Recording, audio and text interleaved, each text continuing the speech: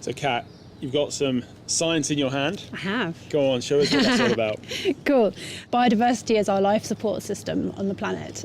We can't live without it. In fact, even half of our GDP depends on biodiversity. And it's under threat. And the problem is we can't even measure it effectively. So if we can't measure it, we don't know what we can do to help it recover and to stop its decline.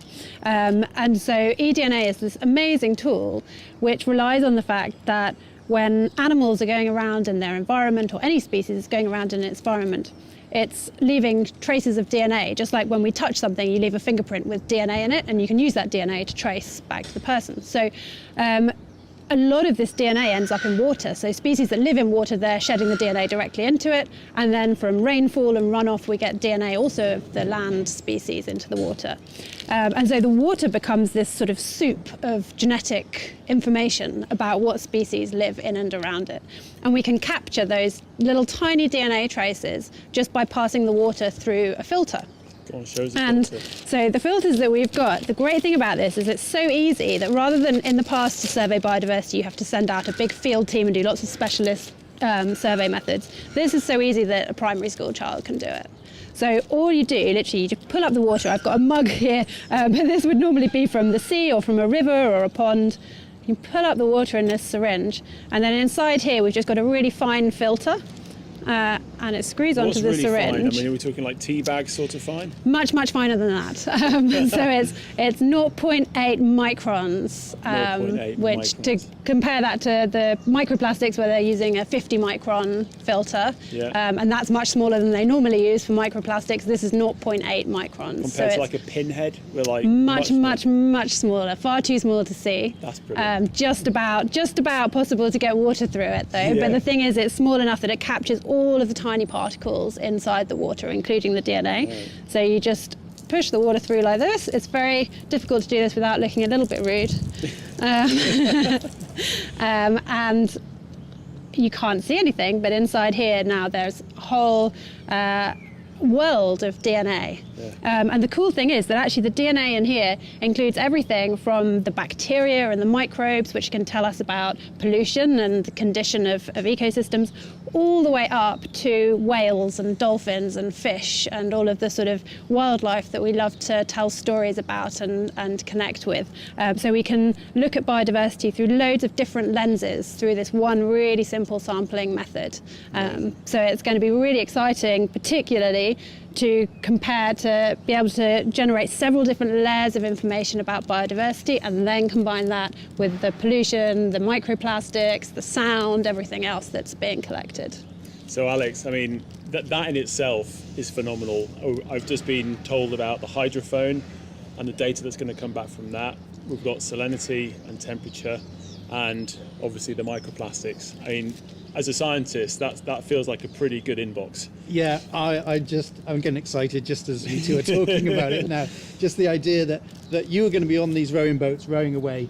There could be a whale underneath you that dwarfs these, and you might not know about it, but afterwards we're going to pick it up probably from the sound, and we could well pick it up through its DNA there. Yeah. So if we can join those two together, hearing it had been there, having DNA proof that we've been there, we'll be able to map that, and we'll be able to see the location that some of these large charismatic marine mammals are going around the UK, maybe in areas where we didn't know, and there'll be rare species of shark and all sorts of things that maybe we didn't know they were there, or we didn't know they were there in such abundance or something like that.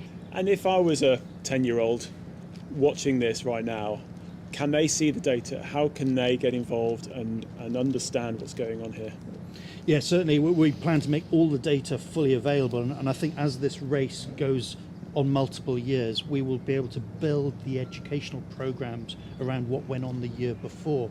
So when they're tracking you on your GPS the next year going round, we'll go, well, we spotted that pod of dolphins there last year. We heard them, we got their DNA. We saw there was a real anomaly in the biodiversity at the bottom of that estuary or something. What's going on there? Is there pollution going down there? Do we need to look at that place in a little bit more detail? Yeah. Do we need to get our regulatory authorities looking at that place in a little bit more detail? What's the potential? Yeah, so I think, we're in a position at the moment in the world where we have to change our relationship with nature and the world, and we have to change many different parts of our behaviour as individuals, as businesses, as governments. Knowing how to change the behaviour in an effective way so that we move from activities that are eroding nature to activities that are restoring and regenerating nature requires a lot of knowledge and data. And so, for me, this data, yes, it can help show where there are negative impacts and where there's particular, pollution issues and things.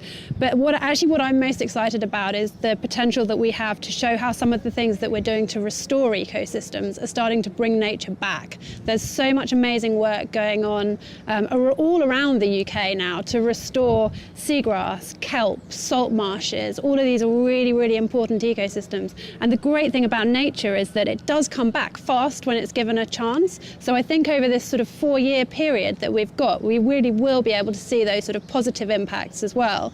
And I think too much of the narrative around nature and conservation has become about sort of beating people with sticks and saying, we can't do this, we've got, and actually let's tell some of the positive stories. Let's show how easily we can bring things back and engage with that and build excitement and get the next generation part of a sort of nature positive society and economy. Fantastic.